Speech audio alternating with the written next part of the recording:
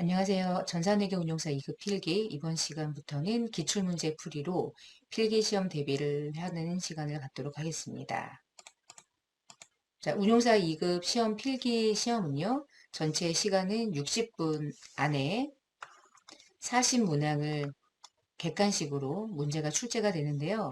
이 40문항은 각각 과목별로 재무회계 20문항, 원가회계 20문항씩 이렇게 출제가 됩니다. 그래서 이게 1과목, 이게 2과목, 이렇게 과목별로 나뉘고요. 자, 20문제, 20문제 중에서 전체 합격 점수는 60점이지만 그 60점의 평균을 낼 때는 한 과목당 과락 40점 미달하면 아무리 100점을 한 과목에서 맞춰도 아무리 이렇게 했을 땐 70이지만 40점에 미달한다면 한 과목이 그러면 불합격이 됩니다.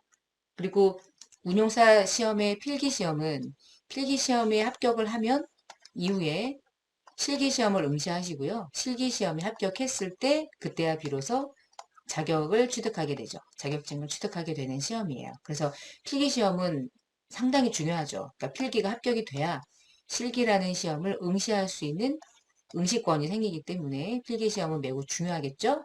자, 그리고 문제가 많아요. 자, 40문제를 60분 안에 풀어야 하는데 한 문제가 좀 난이도가 있는 것들도 꽤 많이 포진되어 있기 때문에 기출문제 중심으로 여러분이 시험을 대비하셔야 하고요.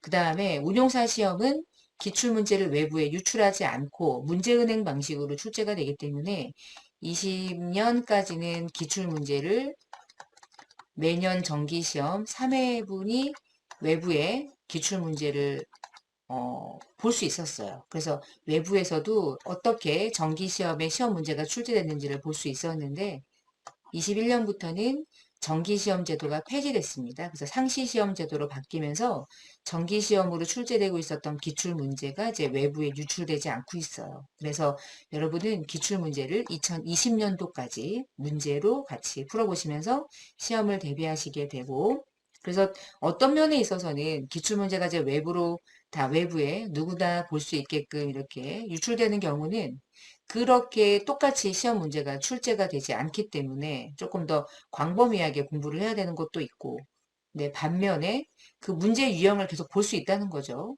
근데 운용사 시험은 이게 기출 문제를 모르니까 이제 현재 이 상태에서는 기출 문제가 어떤 식으로 시험 문제가 출제되는지 시험장에 가서만 알 수 있어요. 그리고 시험지는 가지고 나오지 않는 게 특징이고요. 그래서 20년도 기출 문제 중심으로 시험을 대비합니다. 마지막 시험 연도라고 생각하시면 되겠어요. 자, 그래서 이번 시간은 첫 번째 2020년도 1회차 기출문제를 같이 풀어볼 거고요. 과목은 두 과목인데 이번 시간에는 첫 번째 과목인 재무회계 20문제를 풀어볼 거고 다음 시간에는 20년도 1회차 기출문제 중 두 번째 과목인 원가회계 20문제 이렇게 풀어보는 시간을 가질 겁니다. 자, 그러면 우리 강좌의 자료실에 들어가시면 자, PDF 파일로 운용사 2급 필기 기출문제 20년도 1회분 해서 1과목 재무회계 20문제 PDF 있을 거고요. 맨 마지막 페이지 가시면 이제 답안도 같이 있을 거예요. 근데 답 보면서 푸는 건 의미가 없죠. 그러니까 하나씩 푸시면서 이 문제를 푸는 과정, 그리고 어떤 형식의 난이도가 나오는지, 어떤 유형들이 문제로 출제가 되는지 이런 것들을 잘 보시면서 문제풀이를 같이 한번 해볼게요. 자, 첫 번째 문제부터 그러면 보겠습니다. 20년도 1회차 기출문제 중에 첫 번째. 자, 재무정보의 질적 특성에 대한 설명 중에서 목적 적합성에 대한 설명과 관련이 없는 것을 고르래요. 근데 우리가 목적에 적합한 정보와 그러니까 가장 중요하가 뭐라면 근본적인 질적 특성 중에 하나가 목적 적합성. 그리고 표현의 충실성이 근본적인 특성이었고요. 그 목적에 적합한 정보가 되기 위한 도와주기 위한 보완적인 특정 중에 하나가 뭐냐면 예측할 수 있는지 우리가 피드백이라고 많이 말하는데 확인할 수 있는지 그 예측했던 정보를 그리고 중요한지 이 세 가지가 목적에 적합한 정보를 충족하는 속성이었고요. 충실성이라는 얘기는 서술을 완전하게 한다. 완전하게 서술한다. 그리고 중립적으로 서술한다. 완전한 서술, 중립적인 서술, 그리고 오류가 없다. 이렇게 서술하는 방식이 충실하냐 충실하지 않느냐에 대한 여부 판단의 기준이 됐죠. 자, 이 중에서 답은 6개 되겠네요. 그렇죠? 중립적인 서술은 표현의 충실성과 관련이 되는 항목이고요. 나머지 예측가치, 확인가치, 중요성은 목적 적합성과 관련된 하부 속성이라고 보시면 되겠어요. 이렇게 해서 문제를 푸시면서 이렇게 보시면서 암기하시면 돼요. 이런 것들을 정리하시면서 답은 1번은 2번이 되겠습니다. 지울게요. 자, 다음 페이지, 그 밑에 부분 2번 문제로 가볼게요. 결산일이 돼서 당좌예금을 실사를 하는데 은행에서 당좌예금 증명서를 받은 결과 회사가 가지고 있는 장부상의 잔액과 다른 거예요. 보니까 회사 측 당좌예금 잔액은 75,050원이고 은행에서 당좌예금 잔액이 온 게 79,510원이네요. 차이가 나네요. 그러니까 차액의 내용은 아래와 같대요. 그러면 이 차액을 서로가 조정했을 때 결국은 당좌예금은 얼마의 잔액으로 남겠습니까? 이게 이제 질문이네요.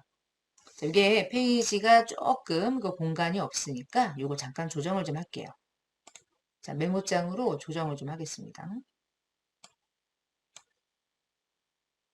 이렇게 끼워서 이 정도를 좀 내려놓으면 되겠죠. 자, 그리고 좀 정리를 조금 해보죠.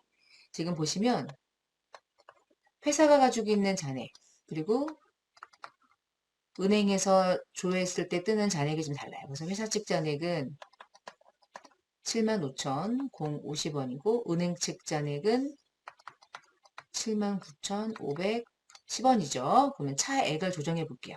자, 여기서 중요한 거는 가부터 4항목 중에 이 항목이 회사 측에서 조정할 거면 요 밑에서 플러스 마이너스, 은행에서 잘못된 거면 은행 측에서 조정하시면 돼요. 첫 번째, 매입처 앞으로 발행했던 수표가 1,300원이 은행에서 결제가 안 됐대요. 그 얘기는 당좌 수표를 발행했을 때 회사는 당좌 예금이 나간 것으로 이미 처리했는데 은행에서 결제가 안 된 건 회사 측 잘못이 아닌 거죠. 은행 측 잔액에서 아직 결제가 안 된 것 뿐인 거예요. 그러면 은행 측 잔액에서 마이너스 해놓으면 되지 않을까? 회사 측은 이미 차감을 한 상태니까. 회계 처리하는 것도 맞아요. 은행에서 인출이 안 된 것도 맞아요. 그러면 어디에서 조정할 거냐가 결론인데 1,300원은 언젠간 은행에서 나갈 거잖아. 그러면 은행에서 나가는 것으로 가겠다는 거야, 회사는. 왜냐? 당좌예금은 언젠간 1,300원은 빠져나갈 거니까. 지금은 은행에서 안 나갔다 할지라도 없는 돈으로 치겠다. 이런 뜻이죠. 이미 발행했는데 인출이 안 된 거죠. 기발행, 미인출, 수표. 이런 개념이고요. 두 번째, 약소금이 발행돼요. 은행 구좌에서 지급된 4,800원이 회사에 통지가 미달됐대.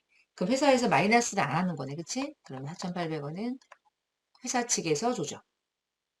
자, 세 번째, 외상 매출을 받아서 당좌에 예입했던 수표 6,900원을 9,600원으로 회사가 잘못 기장했대요. 그러면 6,900원에서 9,600원을 차감하면 2,700원이죠. 2,700원을 과다하게 잡은 거죠. 과다하게 잡았으면 빼야겠죠. 2,700원을 차감하면 되겠고요.